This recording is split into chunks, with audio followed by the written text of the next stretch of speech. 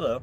So I'm going to be interviewing Andrew Valanis today, and we're going to be talking about the egregious efforts of utility companies to get in the way of implementing renewable energy, and sort of what could be done about it in the future, and what we hope is done by 2070.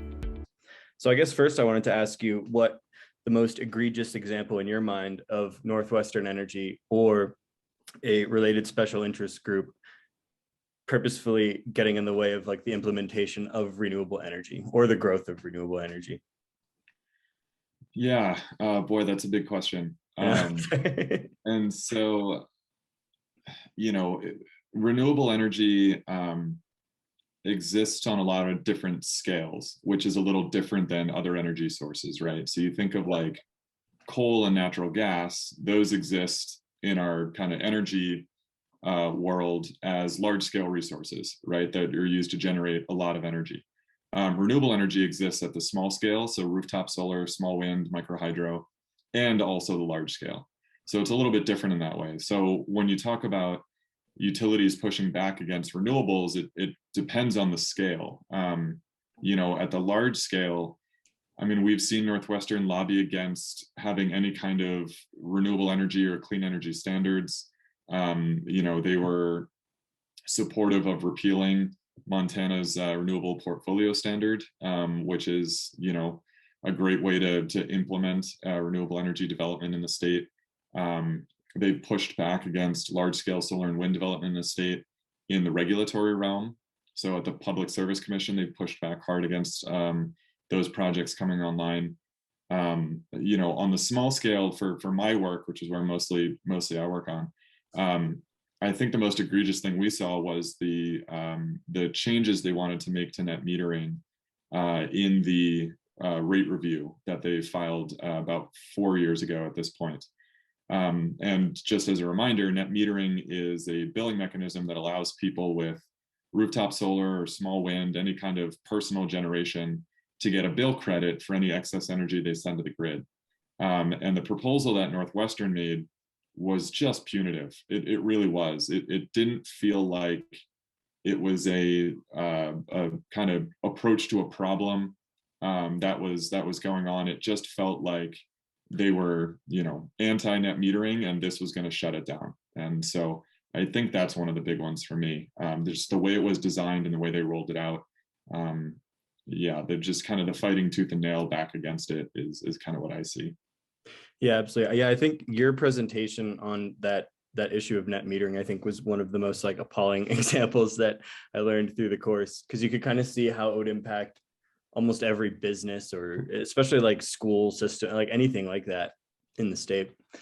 Yeah, and that's the thing. It's really far reaching. And what's surprising is that Montanans and a lot of Americans, I mean, the polling is incredibly strong for net metering. And we see that states, we see that nationally, and yet utilities are still pushing back against it.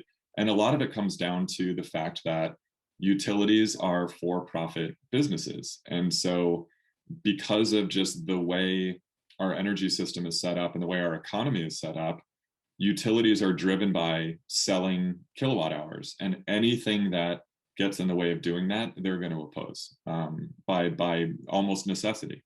Yeah. So, from a perspective, it makes sense that they're opposing it, but that doesn't mean that I like how they're doing. Yeah. Well, I guess lastly, I was going to ask what you would hope to see change by 2070.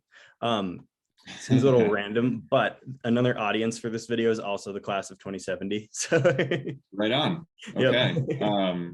So we're also dear talking class of to them. 2070, I hope your hover cars are really cool. Well, let's see. What would I hope would change by then? The whole utility system needs to change by then. There's so many interesting discussions, and interesting to me because I'm an energy wonk, but there's so many interesting discussions out there about some of the stuff we just talked about, right? Like utility regulation and the model. Even just the interconnection of the grid. Like right now it's kind of split. Effectively, our country is split into kind of 3 different regions. There's the West, the East, and there's Texas. And interconnecting that like more completely and holistically could prove to be really interesting as far as sharing energy and bringing on renewables. If you think about connecting the grid more, you could have solar in Arizona powering, New England when the sun starts to go down, right? So interconnections in that way. The role of distributed generation, I mean, just using rooftop solar as a utility asset, I think could be really interesting.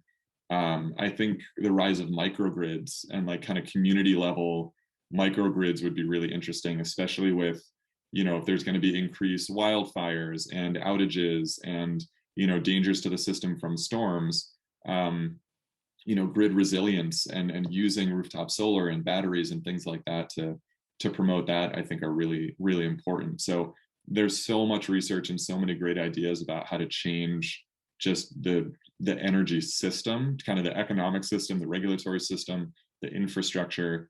We built the utility grid, like 100 years ago, and we're still, it still exists in the same way it did 100 years ago when we built it, but we're using it very differently. So I think 50 years from now, I'd love to see us change the physical infrastructure to match how we actually want to use it. Well, for the class of 2070, I hope you're experiencing a lot of what Andrew was talking about. I think in order to get there, we definitely need to do a few things before just hoping for the best. I think that matching lobbying efforts of non-renewables is going to be absolutely critical. I think that we need to better represent the people, because average citizens of the United States are willing to pay more for renewable energy. And I think if legislators were more aware of that, we would be seeing that happen. And finally, I think that we need to remove corruption and educate lawmakers. Some lawmakers are making choices because of money, and others because they don't know what they're doing. And I think those are some things that need to happen in order to accomplish what Andrew was talking about.